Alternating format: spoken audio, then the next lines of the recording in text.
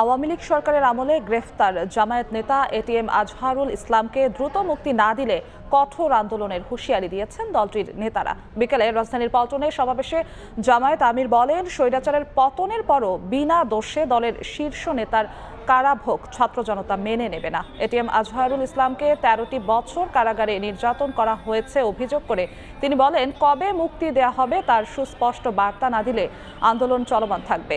এ সময় অনতিবিলম্বে দলটির নিবন্ধন ফিরিয়ে দেওয়ারও আহ্বান জানান ডাক্তার শফিকুর রহমান।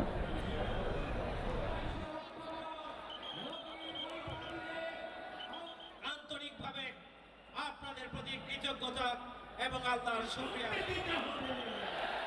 বাংলাদেশ ফ্যাসিবাদ থেকে মুক্ত হলো। আমাদের প্রশ্ন, ফ্যাসিবাদের সবচেয়ে কঠিন সাক্ষী আজহারুল ইসলাম সাহেব মুক্ত হলেন না কেন? আজহারুল ইসলাম সাহেব কবে